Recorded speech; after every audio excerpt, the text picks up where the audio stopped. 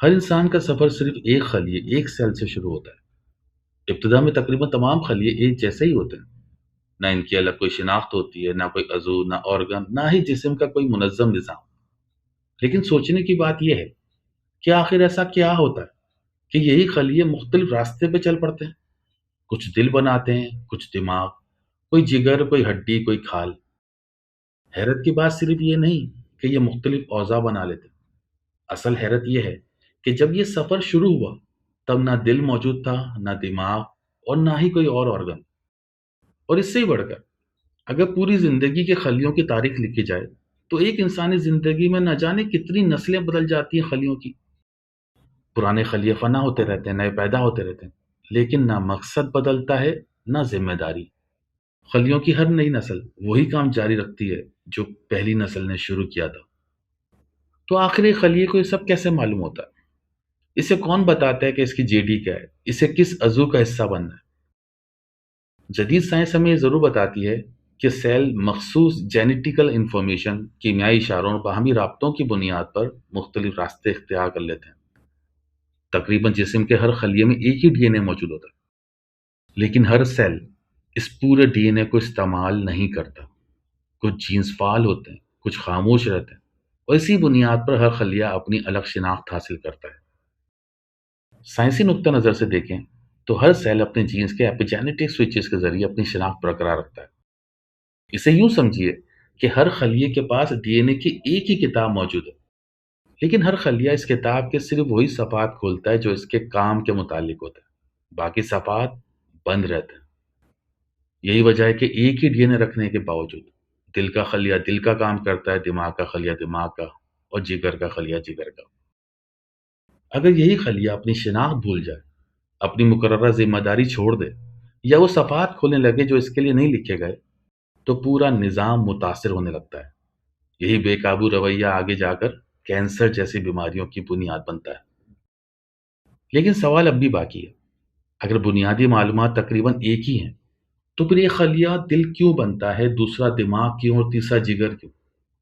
اور اس سے بھی اہم سوال یہ کہ ایک مرتبہ جب یہ فیصلہ ہو جائے تو پھر یہ ذمہ داری نسل در نسل تبدیل کیوں نہیں ہوتی؟ آخر وہ کون سا اصول ہے جو ہر نئے خلیے کو یہی بتاتا رہتا ہے کہ اسے کس حدود کے اندر رہ کر اپنا کام کرنا ہے؟ صبغت اللہ سیریز کی پچھلی ایپیسوڈ میں ہم نے صفت الخالق کے تحت دیکھا تھا کہ قرآن کے نزدیک تخلیق محض وجود میں آ جانے کا نام نہیں۔ اس سے پہلے پیمائش ہوتی ہے، تناسب مقرر ہوتا ہے، حدود قائم ہوتی ہے، اور ہر چیز کا ایک مکمل ڈیزائن تیار کیا جاتا ہے۔ گویا الخالق وہ مرحلہ ہے جہاں پوری تخلیق کا بلو پرنٹ تیار ہوتا ہے، لیکن کوئی بھی بلو پرنٹ چاہے کتنا ہی کامل کیوں نہ ہو، اس وقت تک صرف ایک منصوبہ رہتا ہے جب تک وہ حقیقت کی دنیا میں اتر نہ جائے۔ یہی وہ مرحلہ ہے جہاں تخلیق پہلی مرتبہ عملی دنیا میں داخل ہوتی ہے، جہاں ایک وحدت کثرت میں تبدیل ہوتی ہے، جہاں ایک ہی منصوبے کے مختلف حصے اپنی اپنی الگ شناخت حاصل کر کے اپنا دائرہ کار سنبھالتے ہیں، اور پھر اسی ڈیزائن کے مطابق اپنا سفر شروع کر دیتے ہیں۔ دوسرے لفظوں میں الخالق ہمیں یہ بتاتا ہے کہ ڈیزائن کیا ہے، لیکن اس ڈیزائن کا ہر حصہ وہی کیسے بنتا ہے جس کے لیے اسے ڈیزائن کیا گیا تھا؟ یہ سوال ہمیں تخلیق کے اگلے مرحلے تک لے جاتا ہے۔ قرآن اس مرحلے کو ایک منفرد صفت کے ذریعے بیان کرتا ہے، یعنی الباری۔ لفظ الباری عربی مادہ بے رے الف سے نکلا ہے۔ اس مادے کے اندر صرف پیدا کرنے کا مفہوم نہیں پایا جاتا، بلکہ کسی چیز کو دوسری چیز سے الگ کرنا، اس کی مستقل شناخت قائم کرنا، اس کی حدود متعین کرنا، اور اسے اس کے مخصوص کردار کے لیے تیار کرنا بھی شامل ہوتا ہے۔ یعنی صرف وجود نہیں دیا جا رہا، بلکہ ہر وجود کو اس کی الگ پہچان، اس کی الگ ذمہ داری، اور پورے نظام میں اس کی درست جگہ دی جا رہی ہے۔ آج بھی اسی مادے سے نکلا ہوا لفظ بری ہماری زبان میں عام استعمال ہوتا ہے۔ جب عدالت میں جج کہتا ہے کہ آپ کو بری کیا جاتا ہے تو اس کا مطلب ہوتا ہے کہ آپ کو اس الزام سے الگ کیا جاتا ہے، آپ اس نسبت سے آزاد ہیں۔ اسی طرح کہا جاتا ہے بری الذمہ ہونا، یعنی کہ ذمہ داریوں سے بری ہونا، الگ ہو جانا، آزاد ہو جانا۔ اب آپ کے لیے ایک سوال ہے، ہمارے یہاں کہا جاتا ہے شب برات، تو اس لفظ کے کیا معنی ہوئے؟ آپ کمنٹس میں ضرور بتائیے۔ قرآن میں اس روٹ کے مختلف استعمالات پر غور کرنے سے ایک نہایت دلچسپ پیٹرن سامنے آتا ہے۔ سورہ حشر میں یہی روٹ تخلیق کے ایک مرحلے کے طور پر سامنے آتا ہے۔ جہاں کہا گیا هو اللہ الخالق الباری المصور، اس آیت میں الخالق، الباری اور المصور کا تصور غور طلب۔ الخالق نے بلو پرنٹ تیار کیا، الباری نے ان اجزاء کو ایک دوسرے سے ڈفرینشیٹ کر کے ان کی شناخت قائم کی، اور المصور نے ان کی حتمی صورت عطا کی۔ یہ تینوں صفات مل کر ایک مکمل سسٹم بناتی ہیں۔ سورہ بقرہ میں بنی اسرائیل کے لیے کہا گیا کہ اپنے باری کی طرف رجوع کرو، تو یہاں سوال یہ پیدا ہوتا ہے اس مقام پر الخالق کی طرف رجوع کرو، رب کی طرف رجوع کرو کیوں نہیں کہا گیا؟ اگر ہم آیت کے سیاق پر غور کریں تو معلوم ہوتا ہے کہ مسئلہ صرف ایک گناہ کا نہیں تھا، بلکہ اپنی اصل شناخت، اپنی ذمہ داری اور اپنے عہد سے ہٹ جانے کا تھا۔ گویا انہیں دوبارہ اسی نظام کی طرح لوٹنے کی دعوت دی جا رہی ہے جس میں ان کی اصل حیثیت، ان کا کردار اور ان کی حدود متعین کی گئی تھی۔ اسی روٹ کا استعمال سورہ توبہ کے آغاز میں ملتا ہے، جہاں کہا گیا اللہ اور اس کے رسول کی طرف سے برات کا اعلان، یعنی لا تعلقی کا اعلان۔ اسی روٹ کو حضرت ابراہیم علیہ السلام کے اعلان میں بھی دیکھا جا سکتا ہے، جہاں کہا گیا کہ میں ان چیزوں سے بری ہوں، الگ ہوں جن کی تم عبادت کرتے ہو۔ اور دوسرے انبیاء بھی یہی کہتے تھے کہ میں ان شرک سے بری ہوں، الگ ہوں جنہیں تم شریک ٹھہراتے ہو۔ ہر جگہ بنیادی تصور ایک ہی ہے، الگ شناخت، واضح حدود اور اپنے آپ کو ایک ایسے نظام سے جدا کرنا جس سے تعلق باقی نہ رہا۔ اگر ہم دوبارہ انسانی جسم کی طرف لوٹیں تو یہی منظر ہمیں وہاں بھی دکھائی دیتا ہے۔ ابتدا میں تقریباً تمام خلیے ایک جیسے تھے، لیکن آہستہ آہستہ ہر خلیہ اپنے مخصوص راستے پہ چل پڑا۔ کسی نے دل بننا تھا، کسی نے دماغ، کسی نے جگر اور کسی نے ہڈی۔ دلچسپ بات یہ ہے کہ ان میں سے کسی نے دوسرے کی ذمہ داری سنبھالنے کی کوشش نہیں کی۔ ہر خلیے نے اپنی حدود کو پہچانا، اپنا کردار قبول کیا اور اسی پر قائم رہا۔ اسی لیے پورا جسم ایک مربوط نظام بن سکا۔ لیکن یہ اصول صرف حیاتیات، بایولوجی تک محدود نہیں۔ اگر غور کریں تو کائنات کا ہر کامیاب نظام اسی قانون پر قائم نظر آتا ہے۔ ایک جنگل میں ہر درخت ایک جیسا کام نہیں کرتا۔ شہد کی مکھی کی کالونی میں ہر مکھی ایک ہی ذمہ داری نہیں نبھاتی۔ ایک انسانی جسم میں ہر عضو ایک ہی کام نہیں کرتا، اور ایک بڑی کمپنی بھی اس وقت تک کامیاب نہیں ہو سکتی جب تک اس کے ہر شعبے کا کردار واضح نہ ہو۔ قدرت میں بھی یہی اصول ہمیں خام وسائل کے اندر دکھائی دیتا ہے۔ دیکھیں تو پوری کائنات ریسورسز سے بھری ہوئی ہے، لیکن زمین کے نیچے پڑا خام تیل صرف سیاہ مایہ ہے۔ ریت میں پڑا سیلیکون صرف ریت ہے۔ پہاڑ کے اندر موجود آئرن اور صرف پتھر ہے۔ ان میں سے کوئی بھی اپنی اصل صلاحیت اس وقت تک ظاہر نہیں کرتا جب تک اسے باقی اجزاء سے بری نہ کیا جائے، الگ نہ کیا جائے۔ ریفائننگ دراصل ایک نئی چیز پیدا کرنے کا نام نہیں، بلکہ ہر عنصر کو اس کی اصل شناخت واپس کرنے کا نام ہے۔ اس طرح وہی تیل توانائی بن جاتا ہے، وہی سیلیکون کمپیوٹر بن جاتی ہے، اور وہی لوہا پل تعمیر کرتا ہے۔ یعنی پوٹینشیل پہلے بھی موجود تھا، الباری صرف اسے اس کی صحیح جگہ تک پہنچاتا ہے۔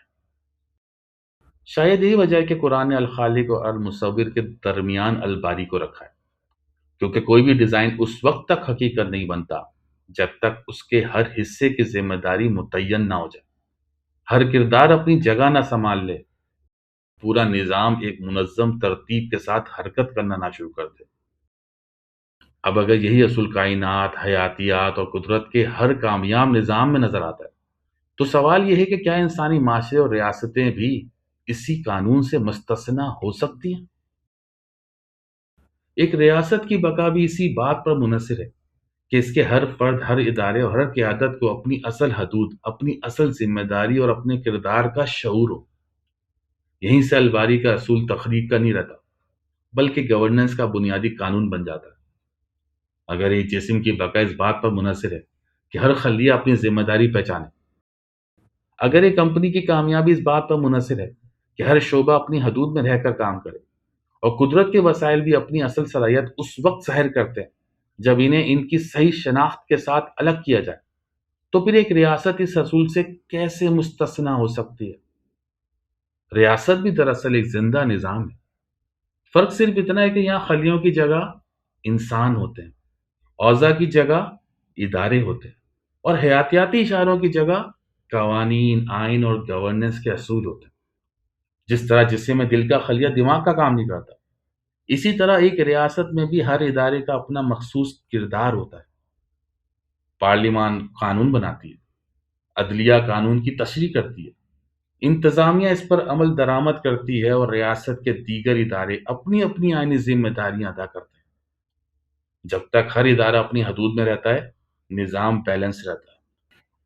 لیکن جیسے ہی کوئی ادارہ دوسرے کے دائرہ کار میں داخل ہوتا ہے، وہیں سے توازن بگڑنا شروع ہو جاتا ہے۔ یہ اس لیے کہ کسی بھی معاشرے کا اصل سرمایہ صرف اس کے معدنی وسائل یا مالی ذخائر نہیں ہوتے، بلکہ اس کے انسان ہوتے ہیں۔ ہر انسان اپنے اندر ایک منفرد صلاحیت، یونیک پوٹینشل لے کر پیدا ہوتا ہے۔ کسی میں تحقیق کی صلاحیت ہے، کسی میں قیادت کی، کسی میں تخلیق کی، کسی میں انجینئرنگ کی، کسی میں طب کی، کسی میں تعلیم کی، کسی میں اسپورٹس کی۔ لیکن یہ صلاحیتیں اس وقت قوم کا سرمایہ بنتی ہیں جب ریاست انہیں پہچاننے، نکھارنے اور ان کے مطابق مواقع فراہم کرنے کا نظام قائم کرے۔ ریاست کا کام ہر شہری کو ایک جیسا بنانا نہیں، بلکہ ہر شہری کو اس کی بہترین صورت میں لانا ہے۔ یہی اصل ڈفرینسیشن ہے، اور یہی الباری کا اصول ہے۔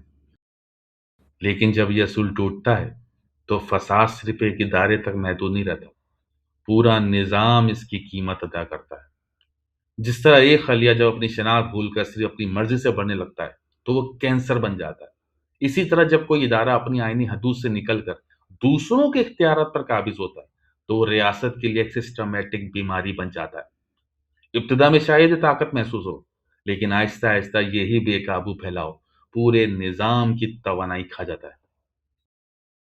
جہاں ذاتی مفاد قومی مفاد پر غالب آ جائے، جہاں ادارہ اپنی ذمہ داری کے بجائے اپنے اختیارات کو بڑھانے میں لگ جائے، جہاں قیادت اپنی ذات اور اپنے منصب کے درمیان حد قائم نہ رکھ سکے، وہاں نظام آہستہ آہستہ اپنی اصل شناخت کھو دیتا ہے۔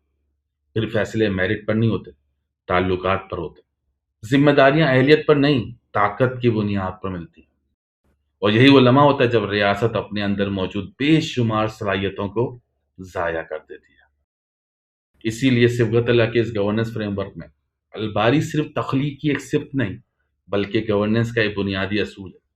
ایک ایسا اصول جو ہمیں سکھاتا ہے کہ کامیاب نظام وہ نہیں جس میں سب ایک مرکز میں جمع ہو جائیں، بلکہ وہ ہے جس میں ہر فرد، ہر ادارہ اپنی اصل ذمہ داری کو پہچانے، اپنی حدود کا احترام کرے اور پورے نظام کے مقصد کے لیے کام کرے۔ شاید اسی تناظر میں سورہ بقرہ کی وہ دعوت ایک نئی معنیت اختیار کر لیتی ہے کہ گویا اپنے اصل مقام کی طرف لوٹو، اپنی اصل ذمہ داری کی طرف لوٹو، اپنے کردار کو دوبارہ پہچانو، اپنی حدود کو دوبارہ قائم کرو، کیونکہ کسی بھی نظام کی اصلاح باہر سے نہیں، اپنے اصل ڈیزائن اور اپنی اصل شناخت کی طرف واپسی سے ہوتی ہے۔ ویڈیو کے شروع میں ہم نے ایک سوال اٹھایا تھا، آخر ایک سیل کو کیسے معلوم ہوتا ہے کہ اسے دل بننا ہے، دماغ بننا ہے یا جگر؟ سائنس ہمیں اس کے بایولوجیکل میکینزم ضرور بتاتی ہے، لیکن قرآن ہماری توجہ اس اصول کی طرف دلاتا ہے کہ کسی بھی نظام کی بقا اس وقت ممکن ہوتی ہے جب اس کا ہر حصہ اپنی شناخت، اپنی حدود اور اپنی ذمہ داری پر قائم رہے۔ خلیے اپنی حدود نہیں توڑتے، اسی لیے جسم زندہ رہتا ہے۔ سیارے اپنے مدار نہیں چھوڑتے، اسی لیے کائنات اپنے توازن میں ہے۔ اور ادارے جب اپنی حدود بھول جاتے ہیں تو ریاستیں بیمار ہو جاتی ہیں۔ فساد وہاں سے شروع نہیں ہوتا جہاں وسائل کم ہو جاتا، بلکہ وہاں سے ہوتا ہے جہاں کردار ختم ہو جاتا ہے، جہاں ذمہ داریاں ایک دوسرے میں گڈمڈ ہو جاتی ہیں، جہاں حدود مٹ جاتی ہیں، اور جہاں ہر حصہ پورے نظام کے مقصد کے بجائے صرف اپنے وجود کے لیے کام کرنا شروع کر دیتا۔ الباری ہمیں سکھاتا ہے کہ مضبوط نظام وہ نہیں ہوتا جس کے پاس سب وسائل ہوں، بلکہ وہ ہوتا ہے جس میں ہر فرد، ہر ادارہ اور ہر جز اپنی اصل شناخت کو پہچانتا ہو، اپنی ذمہ داری کو قبول کرتا ہو اور اپنی حدود کے اندر رہ کر پورے نظام کی خدمت کرتا ہو۔ اور یہی وہ لمحہ ہے جہاں تخلیق کا اگلا مرحلہ شروع ہوتا ہے، کیونکہ جب ہر جز اپنی شناخت حاصل کر لیتا ہے، اپنی ذمہ داری سنبھال لیتا ہے اور اپنے مقررہ مقام پر قائم ہو جاتا ہے، تو پھر سوال پیدا ہوتا ہے کہ اسے اس کی منفرد صورت، تناسب اور حسن کون عطا کرتا ہے۔